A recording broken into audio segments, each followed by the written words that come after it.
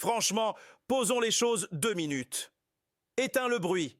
Oublie les pronostics faciles. Oublie les noms qui claquent dans les médias.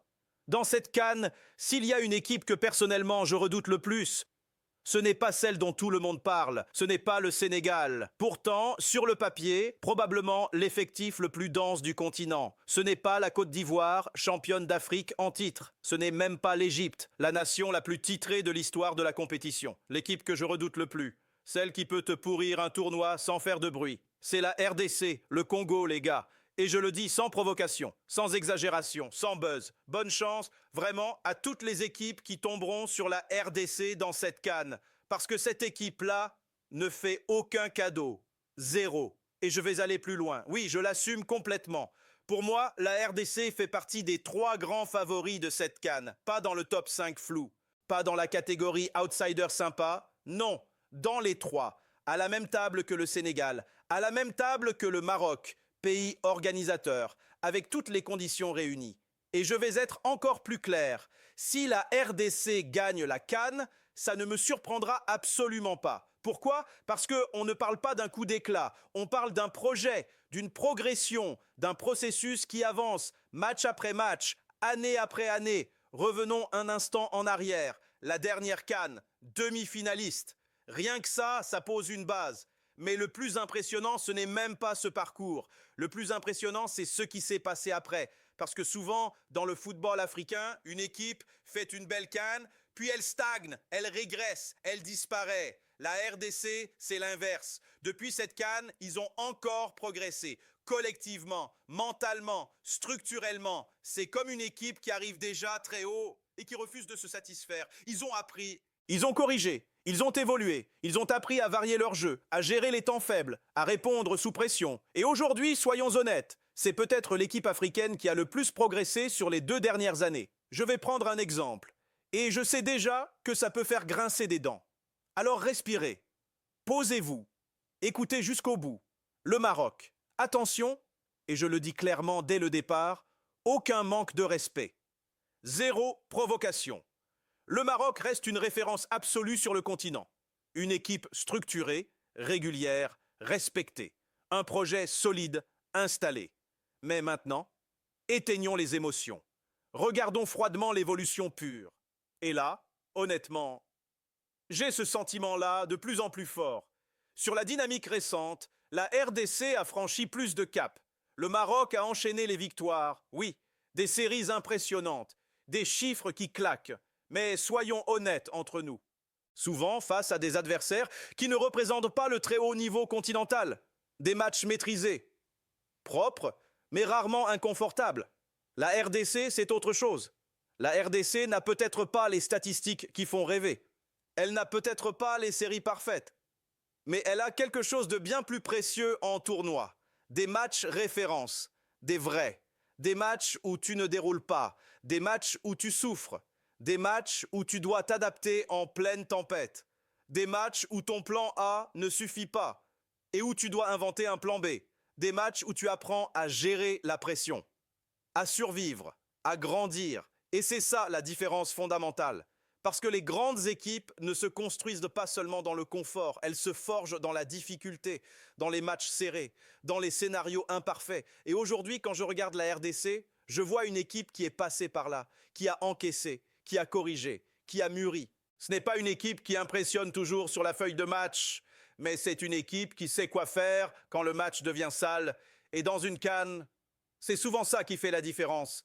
Et là, il y a un détail que beaucoup regardent de loin, un détail que certains minimisent, un détail qui pourtant change tout, le barrage juste avant la CAN.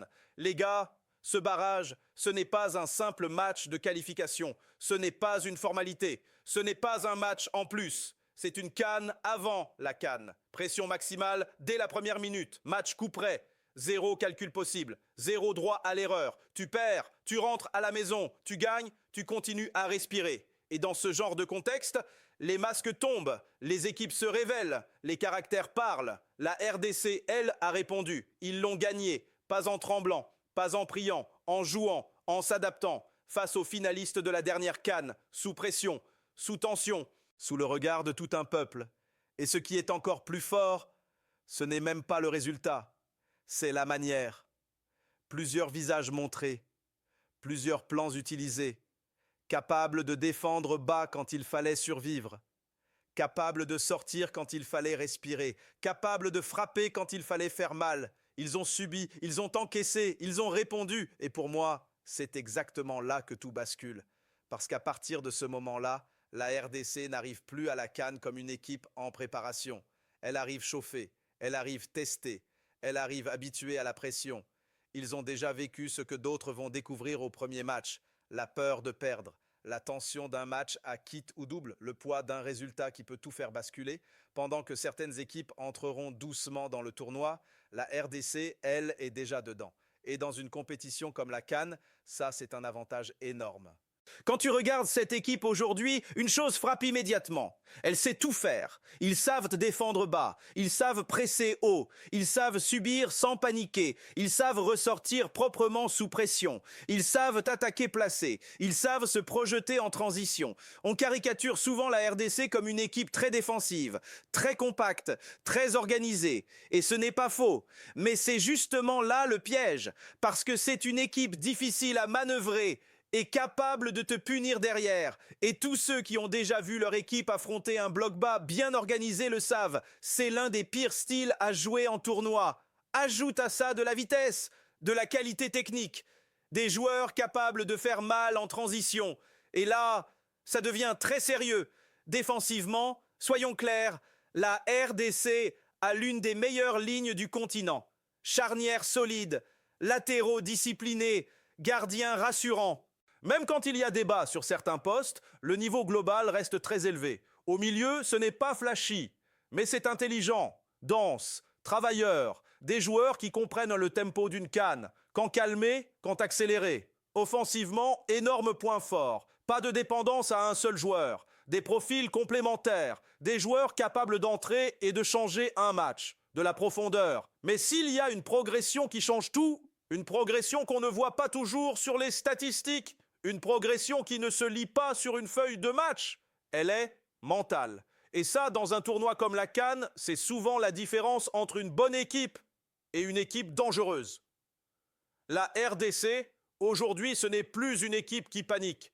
Ce n'est plus une équipe qui se désunit au premier coup dur. Ce n'est plus une équipe qui s'effondre quand le scénario tourne mal. C'est une équipe qui sait encaisser. Menée au score, elle ne se précipite pas. Elle ne se désorganise pas, elle continue à jouer. En avance, elle ne recule pas bêtement, elle ne se met pas à subir sans plan, elle sait gérer. Et quand la tempête arrive, quand le stade pousse, quand la pression monte, elle reste calme, elle ne joue pas contre le chronomètre, elle joue contre l'adversaire. Et surtout, ils ont répondu face au gros, pas dans des matchs amicaux sans enjeu, pas dans des contextes confortables, dans des matchs qui comptent. Cameroun, Nigeria, Égypte à la dernière CAN, match nul face au Maroc, ce sont des noms qui pèsent, des équipes qui ont l'habitude de ces rendez-vous-là. Alors oui, ça n'a pas toujours été parfait, ça n'a pas toujours été victorieux, mais ce sont des références, des matchs où tu testes ton caractère, des matchs où tu apprends si tu es prêt ou pas. Et ce que ces matchs ont montré, une chose est claire, la RDC ne tremble plus.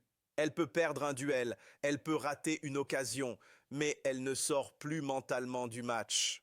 Et dans une CAN, une équipe qui ne tremble plus, c'est une équipe qu'on respecte. Parce qu'il faut le rappeler encore et encore, la CAN n'est pas un tournoi de nom. Ce n'est pas un concours de prestige. Ce n'est pas une collection de CV européens. La CAN, ce n'est pas un tournoi de fiches FIFA. Ce n'est pas celui qui aligne le plus de stars qui gagne. C'est un tournoi de bloc, de discipline, de rigueur. C'est un tournoi de détails, un mauvais placement, une seconde de retard, une transition mal gérée. Et surtout, c'est un tournoi de moments. Un moment que tu maîtrises ou un moment que tu subis.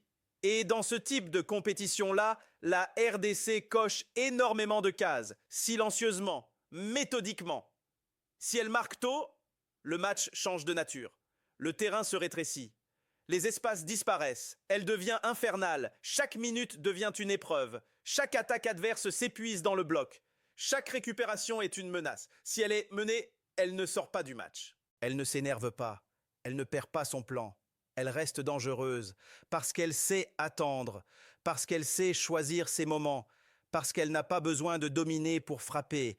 Et si tu veux dominer, si tu veux t'installer haut, si tu veux imposer ton rythme, elle t'observe, elle te laisse venir, elle te laisse t'exposer et elle attend une passe de trop, un contrôle approximatif, un déséquilibre, ton erreur. Et dans une CAN, ce genre d'équipe-là, c'est exactement celle que personne ne veut affronter. Alors oui, le football reste imprévisible. Un fait de jeu peut tout changer. Respect pour tous les adversaires, respect pour le jeu.